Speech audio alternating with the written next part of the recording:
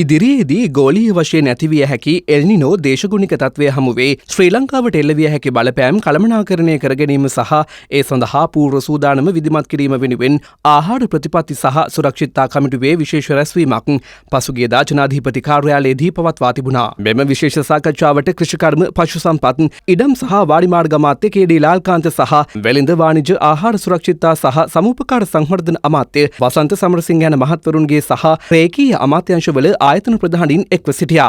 මෙහිදී එල්නිනෝ තත්ත්වයේ හේතුවෙන් මෙරට කෘෂිකර්ම ක්ෂේත්‍රයට ඇතිවිය හැකි බලපෑම පිළිබඳව දීර්ඝ ලෙස අවධානය යොමු කෙරුණා. විශේෂයෙන් ඉදිරියේදී එළඹෙන යල කන්නයට අවශ්‍ය ජලය ජලාශවල කල්තියා ගබඩා කර ගැනීම සහ ජනතාවගේ පානීය ජල අවශ්‍යතාව සුරක්ෂිත කිරීම සම්බන්ධයෙන් ගත යුතු පියවර සහ අදාළ ආයතනවල නිලධාරීන්ගේ අදහස් සහ යෝජනා කඩිනමින් ලබා දෙන ලෙස අමාත්‍ය වසන්ත සමරසිංහ මහතා මෙහිදී උපදෙස් ලබා දී තිබෙනවා. එල්නිනෝ අවදානමට මුහුණ දී යුතු ආකාරය පිළිබඳ නිශ්චිත සැලසුම් සකස් කර ඉදිරිපත් කිරීම සඳහා ඉදිරියේදී ආහාර ප්‍රතිපත්ති සහ සුරක්ෂිතතා කමිටුවේ විශේෂ රැස්වීමක් නැවත කැඳවීමට තීරණය කර ඇති අතර එදිනට තමන් සතු ක්‍රියාකාරී සැලසුම් ඉදිරිපත් කරන ලෙසත් කෘෂිකර්ම අමාත්‍යාංශය, කෘෂිකර්ම දෙපාර්තමේන්තුව, ශ්‍රී ලංකා මහවැලි අධිකාරිය සහ වාරිමාර්ග දෙපාර්තමේන්තුව ඇතුළු රේකීය ආයතන වෙත මෙහිදී දන්වා ඇති බවයි වාර්තා වන්නේ.